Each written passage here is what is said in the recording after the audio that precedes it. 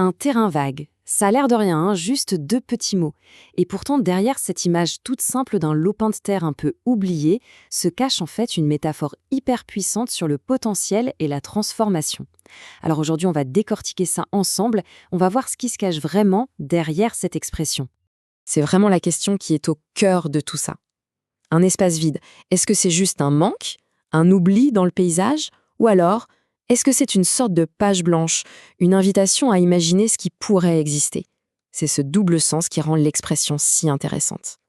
Bon, pour bien comprendre, il faut commencer par les bases. Partons du sens premier, le plus concret, le plus tangible, l'espace physique. C'est quoi un terrain vague? Alors, la définition de base, elle est très claire. C'est une parcelle de terrain pas construite, sans usage précis. On imagine tout de suite l'endroit, hein, ce bout de terre un peu oublié, coincé entre deux immeubles ou au bord d'une route.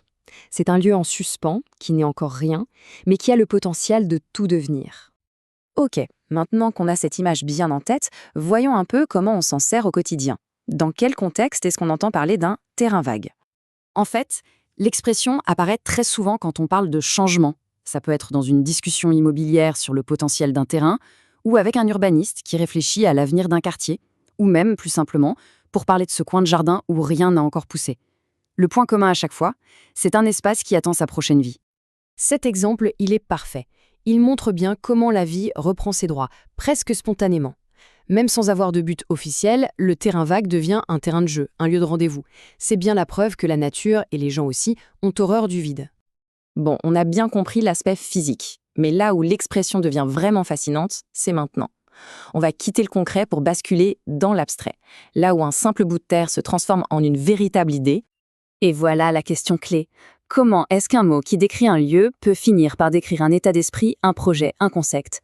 C'est toute la magie de la langue qui prend quelque chose de concret pour en faire une métaphore. Le parallèle est assez évident en fait. La parcelle non bâtie devient l'image d'un potentiel qui est encore en friche. L'espace inutilisé, lui, symbolise une idée ou un projet qui n'a pas encore trouvé sa forme définitive, son sens. C'est un vide qui, littéralement, appelle à être rempli. Et on arrive au cœur du sujet, le sens métaphorique.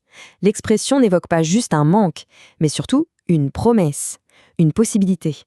C'est là qu'on réalise que l'expression est au fond très optimiste. Elle ne décrit pas une fin, mais plutôt un carrefour de possibilités. Le mot vague n'est pas une fatalité, c'est la promesse qu'une définition, qu'un projet va arriver. Ce processus, c'est vraiment le cheminement de la métaphore. Tout part d'un état de vide, d'un espace inutilisé. Ensuite, l'imagination vient y projeter une idée, une nouvelle signification. Et enfin, cette vision se transforme en action, en quelque chose de concret. C'est la transformation. Ah, voilà qui illustre ça à la perfection. Le terrain vague n'est plus vague du tout. D'un coup, il a un nom, une fonction, une communauté qui s'en occupe. Le potentiel a fleuri, au sens propre comme au figuré, pour devenir une réalité que tout le monde peut partager. On arrive maintenant à la fin de notre parcours. On a vu comment deux simples mots qui décrivent un lieu peuvent en fait porter une vision vraiment puissante sur la création, le changement et les opportunités. Au final, tout pourrait se résumer à cette phrase. Un terrain vague, qu'il soit physique ou conceptuel, n'est jamais vraiment vide. C'est une toile blanche pour un artiste, une page vierge pour un écrivain. C'est une opportunité qui attend juste qu'on la saisisse. Et cette question, finalement, c'est une invitation à regarder autour de soi et même en soi. Quels sont ces projets en pause, ces idées jamais explorées, tous ces espaces de nos vies qui ne demandent qu'à être transformés? Parce qu'après tout, des terrains vagues remplis de promesses, eh bien, il y en a absolument partout.